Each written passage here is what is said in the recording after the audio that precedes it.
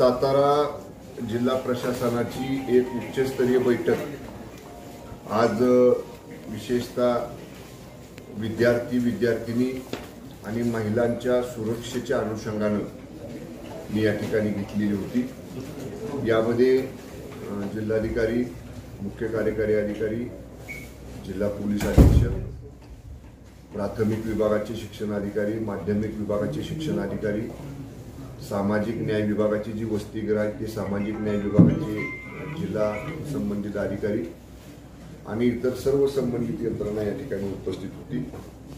आज एक सुधारित आदेश जिल्ह्यामध्ये आपण या ठिकाणी निर्गमित करायची सूचना मी जिल्हाधिकाऱ्यांना दिलेल्या आहेत। याच्यामध्ये ज्या शाळा आहेत, प्राथमिक, माध्यमिक, कॉलेजेस आहेत, सिनियर, ज्युनियर, टेक्निकलचे, अशा सगळ्या ठिकाणी सर्वप्रथम वेगवेगळ्या दिशेला त्या आस्थापनेमध्ये जर मुलींचं स्वच्छतागृह, मुलांचं स्वच्छतागृह असेल तर प्रश्न नाही, परंतु एकाच दिशेला जर दोन वस्तीत अशी स्वच्छतागृह असतील तर इमिजिएट त्याला पार्टिशन एंट्री पॉइंटलाच जिथून जायचंय आज तिथं मुलांकडच्या मुलींच्या स्वच्छतागृहाकडे जायला वेगळी एंट्री आणि मुलांच्याकडे जायला वेगळी एंट्री, अशा पद्धतीनं तातडीनं त्या शाळांना त्या एंट्री बदलण्याच्या आदेश या ठिकाणी आपण दिलेले आहेत। सक्तीनं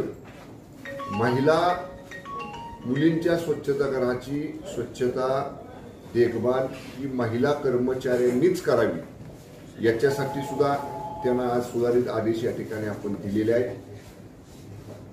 शासन मान्यतेने भरलेले कर्मचारी सोडून जे कर्मचारी रोजंदारीवर घेतले जातात, तात्पुरत्या स्वरूपात घेतले जातात, त्या सगळ्या कर्मचाऱ्यांचं स्थानिक पोलीस स्टेशनमधनं पोलीस व्हेरिफिकेशन करणं कंपल्सरी आजपासून या ठिकाणी आपण केलेलं आहे। ज्यांच्याकडे पोलीस व्हेरिफिकेशन असेल त्यांना ठेवलं जाईल, ज्यांच्याकडे पोलीस व्हेरिफिकेशन नसेल त्यांना 8 दिवसात संबंधित पोलीस स्टेशनकडनं पोलीस व्हेरिफिकेशन केल्याशिवाय कामावर ठेवता येणार नाही, अशा सुद्धा आज आदेश या ठिकाणी आपण निर्गमित करतोय।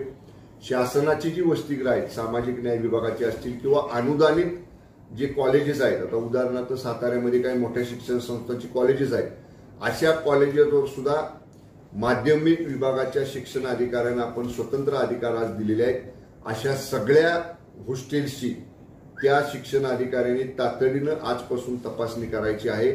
महिला कर्मचारी मुलींच्या वसतिगृहामध्ये आहेत का, पुरुषांच्या वसतिगृहामधले जे कर्मचारी असतील ते त्या महिला कर्मचाऱ्यांच्या वसतिगृहामध्ये अनाधिकारानं जात नाहीत ना, ह्या सगळ्या गोष्टींची तपासणी करायचे आदेश माध्यमिकच्या शिक्षण अधिकाऱ्यांना दिलेले आहेत। उद्यापासून प्रत्येक प्राथमिक शाळा